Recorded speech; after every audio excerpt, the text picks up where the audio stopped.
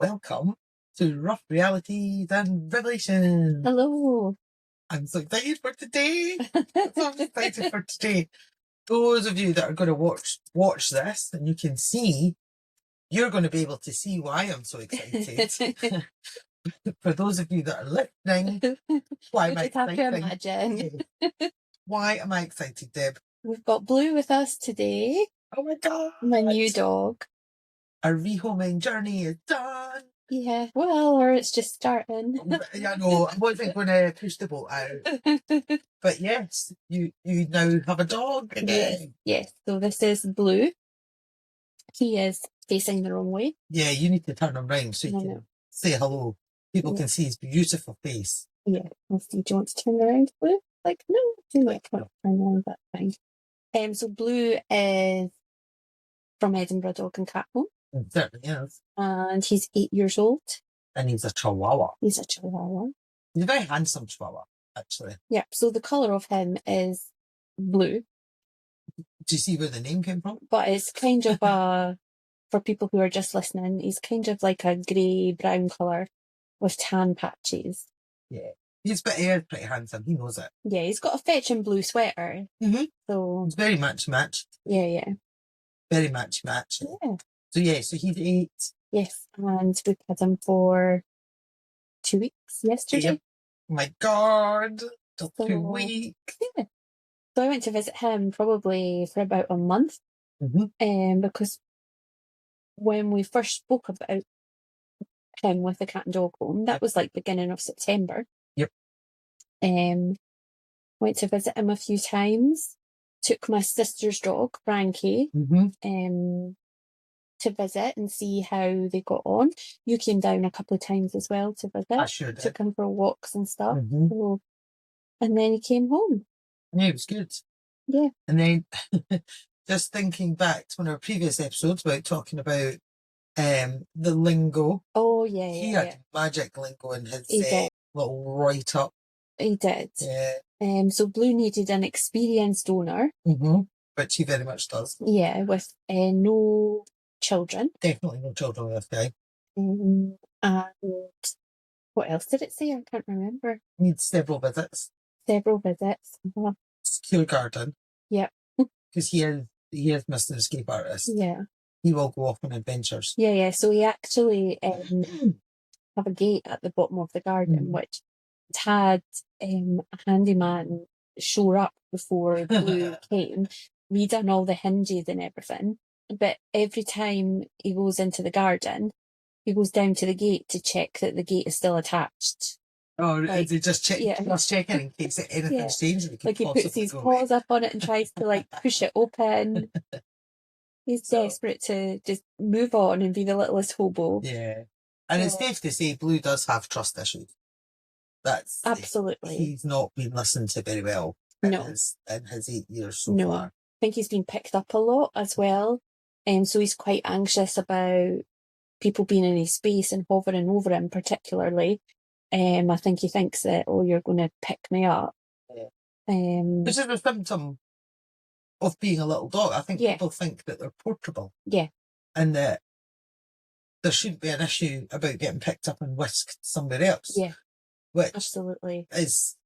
And we put them into situations that we would never put a big dog into. No.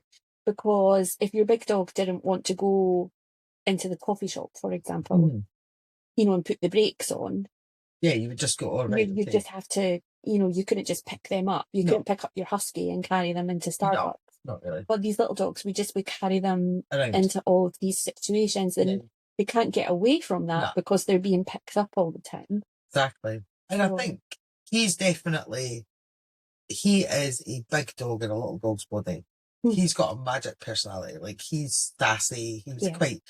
He is an adventure dog. He doesn't want to be treated like a toy stuffed dog. Yeah, no, he's definitely a dog's dog. Yeah, absolutely. And I think that's one of the main reasons that his experienced owner, as in he has a short temper about these things, because he's had years of not being listened to. Yeah. And now he knows the only way to make you stop is if he bites you. I think that's partly why you waited so long for a home as well, because people just saw his looks and the fact that he was a chihuahua, but weren't necessarily considering the behaviour issues that came along with that. No. So yeah. So now we've got him and he's part of the family. Yeah. Now Which is we've got the family. So I'm interested to know, in these 2 weeks, Yep. what have you been doing with him? So firstly for him, because he is anxious about being handled and things like that, I've just been making sure that he feels safe, that he feels physically safe, and knows that I'm listening to him when he's giving me signals that he's not comfortable with something. Yep. So I know what you mean by that. But for people who haven't listened to like our trust episode, and I know you're a bit behind. The audacity of not listening to our trust episode. How describe, I was going to say use your words, but you're better at using words than me. I've just forgotten what my words. Yeah. But what's the actions that you've taken to show him that you can keep him safe and that you will do right by him? Yeah. So I'm talking like emotional safety rather than physical safety, because the physical, the gate. Yeah, the physical aspect of it is the gate is closed and he's on a leash. That's like the physical part of it. Going out onto a road. But the emotional safety part of it, I've just been really paying attention to his body language and responding accordingly. If if I feel he's saying I'm too much in his space, that I need to back off, that he doesn't want me to do something, then I've really been listening to that and saying, right, okay. Stop touching. Yeah, definitely. He's the wee bugger for cheese though, isn't he? Yeah. That's his, yeah. He's just like, I love my cheese. So, yeah. I can see that he bullies you for cheese. Yeah. Definitely. Definitely. But that is also, but I would imagine part of that is like, I know to stay away from him. I know not to touch. I want to touch him because he's very velvety. He is very soft. He's very soft. Super soft and velvety, and he's. I just really love. Other copies are available, by the way. I'm not advertising anyone with this. And he's super sad. Like, he's my type of guy, because he doesn't care what anyone thinks. It's all about him. Yeah. And what he wants to do, and he makes me laugh. Yeah. But he's not ready for me to be touching him. No, absolutely. So I'm just making sure that we each know what each other's boundaries are, and that other people that we're coming into contact with understand his boundaries as well. And if he's saying that he's not comfortable, if he was saying he was not comfortable with you being so close, then we wouldn't be doing this today. No. Because that's about keeping him feeling safe. Absolutely. And if at any point he's like, no, this is like too much, then, we'll take him away. Yeah. So mostly that's what we've been doing, making sure that he feels safe.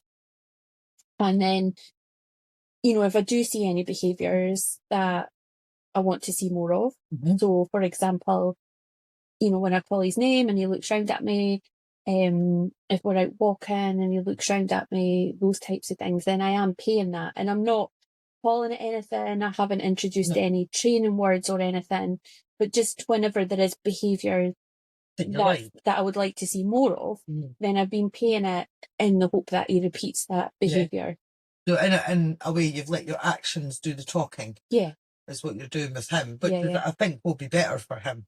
Yeah. I think he's not always good at responding to verbal stuff. No. He just ignores people.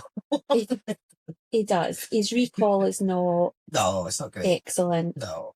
I don't think he's had to have a recall, though. No. Like, I don't think he's been a dog that's ever been off the lead somewhere. No. I mean, I've had him off leash a couple of times at my work in the secure fields. And he just loves it. He's like, oh, this is amazing. But at the same time, it's like, are you still there? Oh, that's nice. He's still in that little needy phase of making sure that I'm still there. Yeah. That's good. Yeah. That's better than I thought it would be. I thought it just went off. So I think I do maybe want to capitalise on that before he becomes too independent and start to work on some recall and stuff. Does that sound like a good idea? Absolutely, yeah. Because it's the same with puppies, isn't it? When they're quite needy at first, they want to stay next to you. So it's an advantage. let them know that coming back and being in your bubble is like the best idea that they've ever had. Yeah. Because you want to, because yes, it's been 2 weeks, but over the coming weeks, his confidence is going to grow and grow and grow. He's not going to need you as much. Yeah. And that's when, if you haven't put in those little bits that you're doing now, that's when you can't, it's almost like people, they get sucked into a false sense of security. Yeah. Oh, this dog listens. This is amazing. This is why my heart stops when I see people who have rehomed a dog just 2 or 3 days beforehand. They've got the dog off the lead. I'm like, oh my God, neither of you know each other. Why on earth would that dog come back to you? Like, what are you doing? Are you mental? Yeah. And 9 times out of 10, it's all right because of that weird neediness thing. But it's just too many risks, like in one go. Yeah. Do you know? Oh, now he's listening. Hi, hello. It's like, oh my goodness, you can hear things outside. He's heard a noise outside, and also you're talking with your hands a lot. Yeah, I forgot about that. And that's maybe making him a little bit anxious. Sorry, son. Because he's not always sure what people are doing they don't. with their hands. No, I won't touch it. So I'll not touch it. Yeah. You know, you're a good big boy. And then, we've just been working on... That'll be a window shut. There'll be a window shutting in the wind.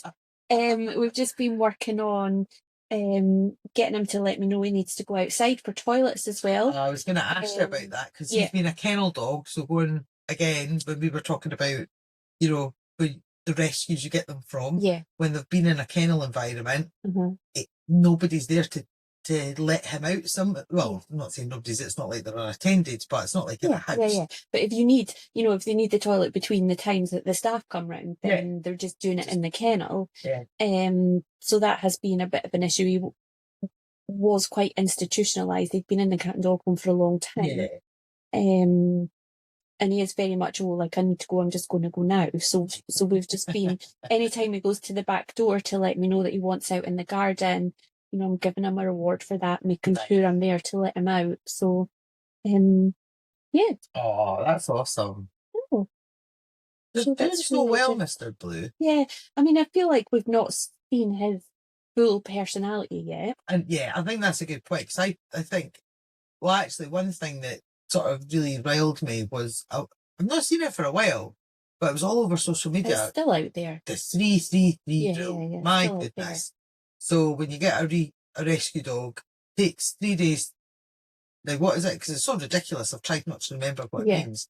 3 days, 3 weeks, 3 months. Yeah, so 3 days to kind of, is it decompress instead of 3 weeks to kind of get to know you, and 3 months, and then the dog's amazing. That, people, is a lie, right? That nothing happens that fast. I mean, I think these things it's kind of like we touched on before in another episode about the 5 minute per month rule for a puppy. And I think sometimes it's kind of good to have it's good to have these general things, because there are people who will, on the first day, let their dog off the leash. So it's kind of good to have some kind of guideline, but it's not like a hard and fast it's not rule, and it's not saying that basically your dog is going to be fine after 3 months. That's not the case. Not for most of them. I mean, I think especially for him, with his age and the lack of trust. I mean, 8 years is a long time to constantly be proven right about your opinion of people. As in, your suspicions of people have been proven correct. Like, he's had that reinforced for 8 years. And now all of a sudden he's with people who are going to try and change that, and he'll be like, I don't believe you. It'll be like too good to be true kind of thing. So I think majority of dogs, it's the 2 week mark, I feel, is the decompression part, where he's now getting used to regular walks, seeing the outside world, having a routine with you. What's the routine of your household? Stuff like that. Then, I know, bless him, because he was going away to his bed at 6:30 with his little toy. He was picking up his toy and taking it to his bed. He was still on cat and dog home. Oh, bless you, son. I know. Sorry, we'll not tell anyone of your secrets. We'll not tell people you're an early bedder and you need your toy. But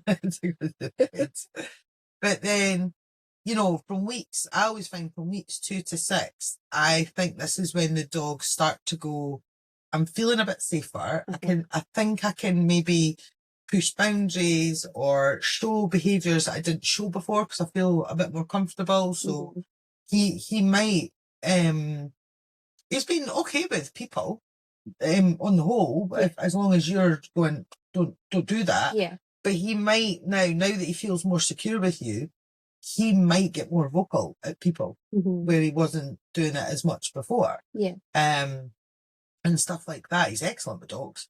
He's really Do you good know, with he's really dogs. good with dogs. Yeah, that's like his main good point, which I'm pleased about because obviously I take him to work. And he's had no issue with he's so other dogs being in the space. Yeah. Daycare dogs passing by. He's magic about that. And but then I feel, so you pass that kind of 6 week mark, and then for some dogs, it's really not until you've had them for 6 months do they actually start to go, no, I'm definitely staying here. I'm definitely not going anywhere. And, you know, it's all fine and stuff like that. So, no, it's going to be interesting, like the rest of his journey and seeing, you know, it's been a really positive 2 weeks. That he's so happy. Yeah. You know, the first thing, I mean, obviously we're going to work on the recall, but I think the first thing we're going to really knuckle down on is getting him ready for vet visits. Yes. And he has been in to the vets to just hang out. But he has got vaccinations and stuff coming up, like in a couple of months' time. So that's really just going to be the focus. Yeah, Becky's vet. So it's funny enough, your focus is not cafes, shops, going on holiday. No. None of those overwhelming things. No. He has not been to any of those places for the last 2 weeks. No, I mean, we've been to the important shops. The drive-through, the important shops. But he stayed in the car. We went to the drive-through. Yeah, but you haven't. Yeah, there's no point. He hasn't had a chance to build that bond and learn that safety with you yet. No. So I think again that's something people could be guilty of though. When they first get a dog, they're like, "You've had a rubbish life. I'm going to show you everything that you've missed in the next 48 hours." I mean, that just blows a dog's mind. Yeah, absolutely blows a dog's mind. You've got the rest of that dog's life to show them these things. You don't need to do it in the first 48 hours of having them. You know. So, because don't worry, son, we will visit places. I love to go to eat places, Mr. Blue. Yeah. So we could go together, couldn't we? No, man. It's like, yeah, side-eyeing me now. It's fine. Too much eye contact. Yeah. But it's good. Yeah. Oh, welcome to the crew, Blue. Yeah. Yeah. So we'll keep you updated on our training. Yep. And seeing how we progress. And then we'll be sitting here for our episodes. Yeah. Yeah. Yay. Welcome. I'm glad he didn't bark his head up. I know, it was good. Right, let's end this before he starts. Yeah. Right, bye for now. Bye.